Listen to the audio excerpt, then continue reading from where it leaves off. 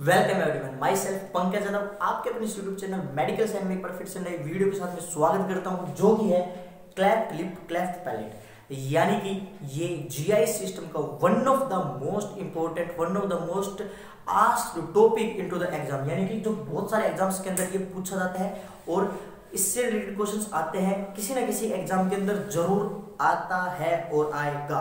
तो चलिए शुरू करते हैं बिना किसी देरी के। दैट इज क्लेफ्ट लिप और क्लेफ्ट पैलेट क्या होता है, नाम से ही पता चल रहा है। यानी कि lip, F stand for fissure, यानी कि इसको दूसरा नाम तो काइलोकिसिस कहा जाता है, इसको क्लेफ्ट पैलेट को पैलेटोकाइसिस कहा जाता है। ठीक है, इसका अनदर नेम। ठीक है, क्लेफ्ट लिप के अंदर क्या होता है कि फिशर हो जाता है। ठीक है, फिशर यानी कि दरार आ जाती है। ठीक है, यानी कि दरार कहते हैं फिशर को। ठीक है, तो किसके अंदर आ जाती है? लिप होता है, लिप से जो बेस ऑफ द नोज से लेके और जो इसके अंदर है इसके बीच में ये कंप्लीटली और इनकम्प्लीटली बीच में अगर फिशर बन जाना, दैट इज नोन एज। अगर मैं आपको डायग्राम करके बताऊं तो अगर ये है, ठीक है, तो अगर ये बीच में और यहाँ तक अगर नोज आ रहा है तो ये यहाँ से लेकर यहाँ तक बीच में क्या होता है? दरार बन जाती है, फिशर बन जाता है। कंप्लीट भी हो सकता है यहाँ से यहाँ तक और इनकम्प्लीट भी होता है। अगर मैं सीवियरिटी की बताऊं ना, तो सीवियरिटी के अंदर क्या होता है कि अगर जिसकी most common most serious problem होती है इसके अंदर, तो वो क्या होती है कि बेस ऑफ द नोज से लेके, बेस ऑफ द नोज से लेके वर्मिलियन बॉर्डर तक, वर्मिलियन प्रोसेस तक या फिर बॉर्डर तक क्या होता है? इनकम्प्लीट फॉर्मेशन होता है। This is vermilion border. ये जो ऊपर की जो ये लेयर होती है थोड़ी सी हल्की सी थिक होती है, इसको वर्मिलियन बॉर्डर कहा जाता है। इस तक यहां तक अगर क्या नाम है प्रॉपर तरीके से फॉर्मेशन नहीं होता है किसका? कंप्लीट लिप का uniformly, that condition is known as cheiloschisis या फिर क्लेफ्ट लिप कहा जाता है। इसका इंसिडेंस मेनली 800 में से 800 बच्चे पैदा होते हैं, उसमें से एक बच्चे के अंदर ये मेनली पाया जाता है। और ये कब होता है? जब maxillary process fails to meet with the या फिर अटैच टू द मीट और attach to the median process के साथ ना मिलकर मैक्सिलरी प्रोसेस जब नहीं मिल पाता, आपस में अटैच नहीं हो पाता, उस टाइम पे जो कंडीशन अराइज होती है that is known as cleft lip कहा जाता है। मेनली ये 5 से 12 वीक के ऊपर होता है। ठीक है, 5 से 12 वीक के ऊपर जो पाए जाने वाली डिजीज जो अक्कर होती है दैट इज क्लेफ्ट लिप होता है। ठीक है, तो दिस इज अबाउट काइलियोकाइसिस, जो कि मैंने आपको बताया कि इतनी सी सीवियरिटी है, ये कंडीशन होगी तो ये प्रॉब्लम होगा और ये चीजें एब्नॉर्मलिटी तरीके से होगी। देन उसके बाद में सेकंड नंबर आता है क्लेफ्ट लिप के बाद में, दैट इज क्लेफ्ट पैलेट, यानी कि पैलेटोकाइसिस होती है। पैलेटोकाइसिस के अंदर क्या होता है? मेनली ये 2000 इसका अगर इंसिडेंस की बताऊं मैं तो दिस इज अबाउट 2000 बेबीज के अंदर से 1 के अंदर होता है। यानी कि अगर 2000 बच्चे पैदा हो रहे हैं उसमें से सिर्फ खाली एक बच्चे के अंदर होगा। प्लस में इसके अंदर क्या होता है? ये कब होता है? 12 से 14 वीक के ऊपर। यानी कि जब बच्चा 12 से 14 वीक होता है उस टाइम पे जो डिजीज अराइज होती है that disease is known as, क्या कहते हैं उसको?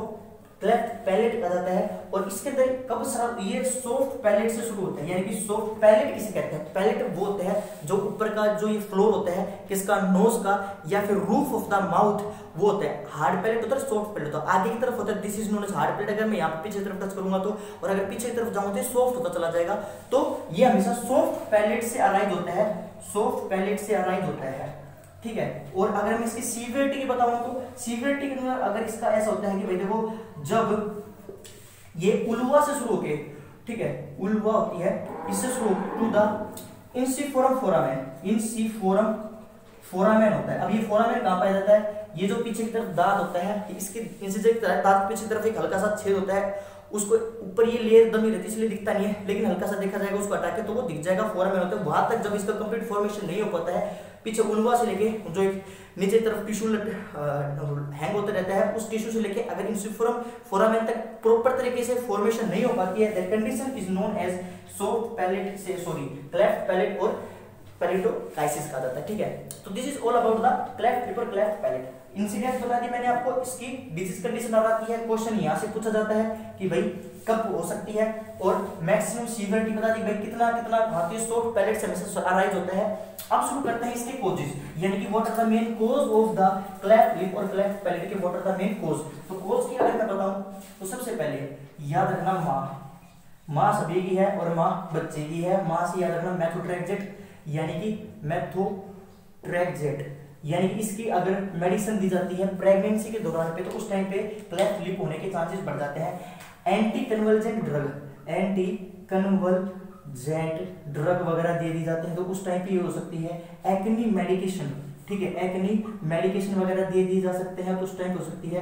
अगर दारू वाली माँ है, यानी कि स्मोकिंग या फिर अल्कोहल कंजप्शन हो रहा है ड्यूरिंग द प्रेगनेंसी, स्मोकिंग और अल्कोहल कंजप्शन हो रहा है, या फिर कोई रेडियो आइसोटोप, रेडियो या फिर एक्सरे के अंदर प्रोब चली गई है, तो उस टाइम पे कंडीशन अरेंज होती है। यानी कि माँ अगर एक्सरे के अंदर चली जाती है, तो उस टाइम पे क्या कंडीशन अरेंज होगी, that is known as cleft lip या फिर क्लेफ्ट पैलेट होती है, ठीक है। माँ से याद रखना, methotrexate anti convergent, methotrexate first anti neoplastic drug थी जो अराइज होती है फोलेट डिहाइड्रोजनेज के ऊपर काम करके क्या जाती है, नेफ्रोटॉक्सिक ड्रग होती है, और हमेशा यूरिन पीएच के द्वारा दी जाती है। यूरिन पीएच जो नापा जाता है एल्कलाइन होना चाहिए, उस टाइम पे इसको दिया जाता है, वरना नहीं दी जाती। तो this is all about the methotrexate anti convergent, तो आपने पढ़े हुए कार्बोजापिन वगैरह होती है। और बाकी एक्नी मेडिकेशन से स्मोकिंग अल्कोहल होती है। स्मोकिंग अल्कोहल से मेनली क्या होता है, इंट्रा यूट्राइन ग्रोथ रिटार्डेशन होता है, एक वो भी याद रखना, इसका कॉम्प्लिकेशन अगर प्रेगनेंसी के दौरान पे कंज्यूम किया जाता है इसको।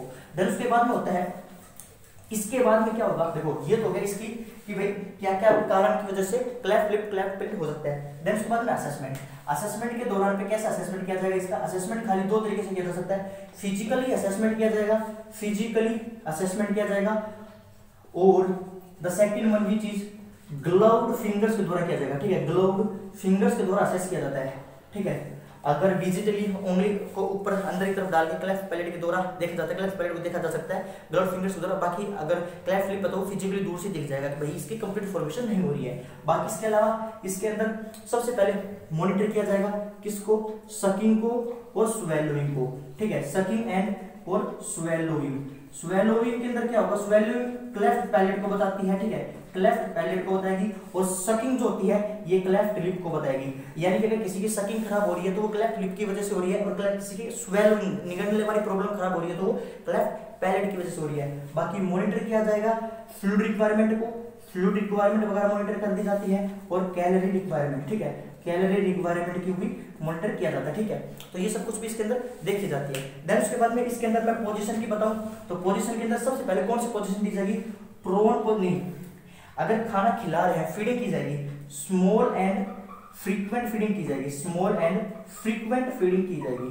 और फीडिंग के दौरान पे कैसी पोजीशन दी जाएगी, पोजीशन दी जाएगी कौन सी, सेमी अपराइट पोजीशन, ठीक है, सेमी अपराइट पोजीशन दी जाएगी ड्यूरिंग द फीडिंग, ठीक है। ये लिख लेना, बड़ी इंपॉर्टेंट है क्वेश्चन, ये बहुत इंपॉर्टेंट पूछा जाता है। एक ये पूछा जाता है, प्लस में किसके द्वारा इसका असेसमेंट किया जा सकता है। देन उसके बाद में अगर आफ्टर द, इसके बाद में आफ्टर, यानी कि ये तो सेमी अपराइट पोजीशन दी जाती है ड्यूरिंग द फीडिंग, और आफ्टर द फीडिंग यानी कि खाना खिलाने के बाद में कैसी पोजीशन दी जाएगी, तो राइट लेटरल पोजीशन दी जाएगी। राइट लेटरल पोजीशन एम्प्टी कर देती है किसको, खाने को जल्दी से, अगर उसको एरोफिजिया वगैरह नहीं हो पाएगा तो राइट लेटरल पोजीशन दी जाएगी आफ्टर खाने के बाद में। और बाकी एसआर यानी कि प्रॉपर रेस्ट दिया जाएगा, ठीक है। अब एक चीज याद रखना, एक पेट्रोल पंप होता है इंडियन एचपी लाइक एसआर नाम से एक पेट्रोल पंप होता है, उसी से एक ट्रिक याद रखना, आसान रहेगा आपको याद करने के लिए।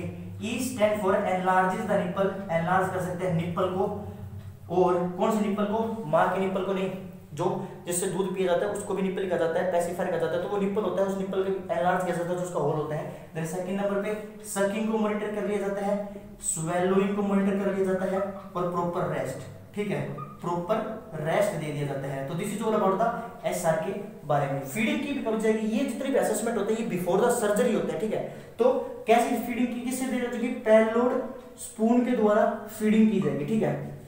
मेडिकेशन ड्रॉपर दिया जाएगा, यानी कि जो ड्रॉपर होता है जिसके द्वारा बूंद बूंद करके डाली जाती है, उसको इनगल्फ करके वापस उसके अंदर सीधा सीधा डाल दिया जाएगा, उसके द्वारा मेडिकेशन डाली जाएगी। और प्लस में सीरिंज ई कैथेटर होता है, सीरिंज ई कैथेटर ये यूज किया जाएगा इसके अंदर। और जो पैलोड स्पून है ये बहुत मोस्ट कॉमन क्वेश्चन पूछा जा चुका है और पूछा गया है। और बाकी सीरिंज ई कैथेटर होता है, जीएमसीएच के अंदर ये क्वेश्चन पूछा गया था।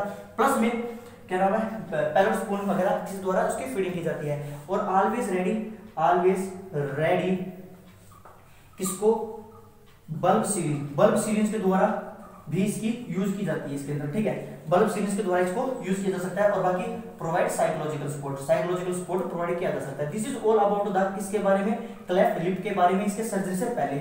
ठीक है। अब मान के चलिए सर्जरी कर दी है उन्होंने, ठीक है, after the surgery, this is all about the before the surgery. अब आती है आफ्टर द सर्जरी।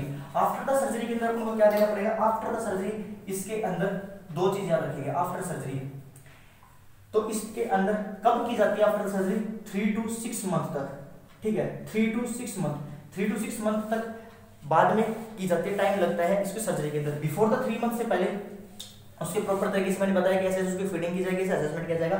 और बाकी अगर सर्जरी के बाद में लोगन बो लगा दिया जाता है, ठीक है, जेड ट्रैक लोगन बो लगा जाता है। पहले तो जो सूचरिंग की जाती है ना इसके अंदर, that suturing is Z track way के अंदर की जाती है, ठीक है, जेड ट्रैक से की जाती है, प्लस में लोगन बो लगा दिया जाता है, ठीक है, लोगन बो लगा दिया जाता है। मान के चलिए अगर ये नोज है यहाँ से, ठीक है, ऊपर की तरफ से नोज आ रहा है, और अगर ये हल्के से मैं बताऊं, और अगर ये यहाँ पे इसके तरफ ऊपर से कवर कर दिया जाता है इसको, ठीक है, अगर ये यहाँ पे सूचरिंग की जाती है जेड टैग तरीके से, और इसके ऊपर लोगन को लगा दिया जाता है कि जिसकी वजह से उसको प्रोटेक्शन रही है, सूचर्स को प्रिवेंट फ्रॉम द इन्फेक्शन, और प्लस में अनलिप खोलने से प्रिवेंट करवाने के लिए लोगन को यूज की जाती है। प्लस में हाफ H2O2 के द्वारा, हाफ H2O2 और NS के द्वारा साफ किया जाता है किसको, सूचर्स को, ठीक है। और एवरी फीडिंग पे, एवरी फीडिंग पे, ये जितने भी पॉइंट्स बता रहा हूं ये बड़े इंपॉर्टेंट है, बहुत इंपॉर्टेंट है, क्वेश्चंस पूछे जाते हैं, लिखते जाना। एवरी जितने भी है कौन सा सॉल्यूशन यूज किया जाता है, एनएस किया जाता है, और एवरी फीडिंग पे किया जाता है। ऐसा नहीं है दिन में 2 बार करना है, जितनी बार खाना खिलाया जाएगा उतनी बार साफ किया जाएगा,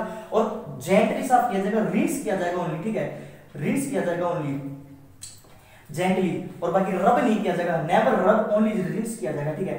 ये था ऑल अबाउट द, और बाकी इसको प्रोसेस को आ जाता है काइलियोप्लास्टी, ठीक है, 3 से 6 मंथ पे की जाती है। और 10 का फॉर्मूला याद रखना, ठीक है, 10 से क्या होता है, 10 याद रखना, 10 वीक का बच्चा होना चाहिए। रूल ऑफ 10, रूल ऑफ 10 जो यूज किया जाता है दैट इज किसके अंदर यूज किया जाता है, क्लेफ्ट लिप के अंदर यूज किया जाता है। क्या होता है इसके अंदर, 10 ग्राम का ना 10 ग्राम हीमोग्लोबिन होना चाहिए, 10 वीक का बच्चा होना चाहिए, और 10 पाउंड का बच्चा होना चाहिए। ये चीज याद रखना, ठीक है, 3 चीज होती है।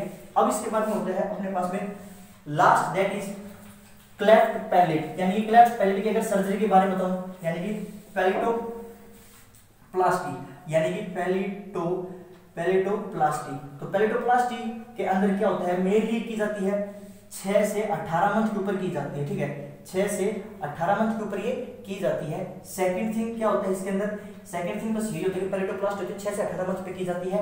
और म्यूकोपेरिओस्टियम फ्लैप लगाया जाता है, ठीक है।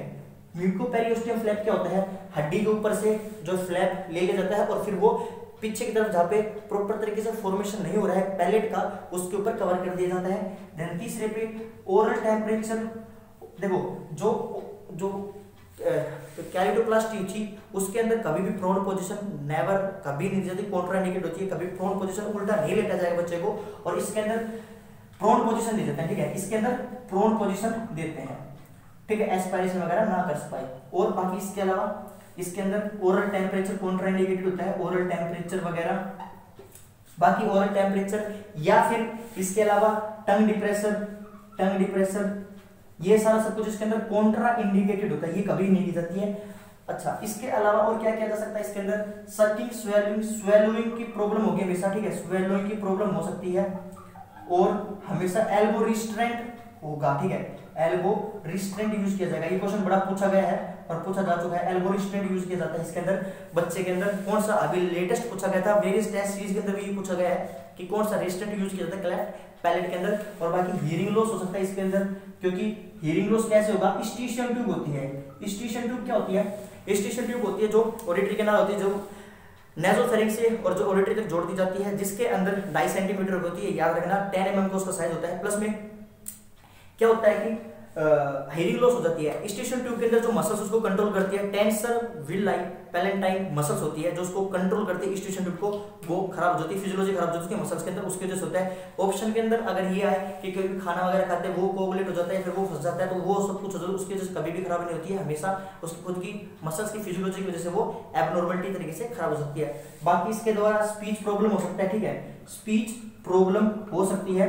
और बाकी रेस्पिरेटरी एयरवे को कंट्रोल किया पड़ता है, रेस्पिरेटरी एयरवे क्लियरेंस करवानी पड़ती है, ठीक है। तो this is all about the किसके बारे में, this is all about the palatoplasty के बारे में। ये डिजीज 12 से 14 वीक के ऊपर होती है, मैंने बता दिया था आपको, और वो 5 से 12 के ऊपर होती है। प्लस में क्लेफ्ट प्लेट, क्लेफ्ट लिप से बहुत मोस्ट कॉमन पूछा जाता है। पैलोड फूड का यूज किया जाता है मेडिकेशन ई ड्रॉपर के अंदर, तो क्वेश्चन वहां से आते हैं। सकिंग स्वेलिंग एब्नॉर्मलिटीज होती है, और ये 10 रूल ऑफ 10 क्लेफ्ट लिप के अंदर इसका यूज किया जाता है। तो this is all about the maximum of the cleft lip और क्लेफ्ट पैलेट। आई होप आपने वीडियो यहाँ तक देखी होगी, और अगर वीडियो आपको अच्छी लगी है और आपको कुछ अच्छा सीखने को मिला है तो वीडियो को लाइक जरूर करके जाना और चैनल को सब्सक्राइब करके जाना, क्योंकि ये चैनल आपका ही है, किसी न किसी एग्जाम में आपकी हेल्प हो। और बाकी मेरे आप इंस्टा पे फॉलो कर सकते हो। बाकी मिलते हैं नेक्स्ट वीडियो के अंदर। टिल देन सभी भाइयों को नमस्कार।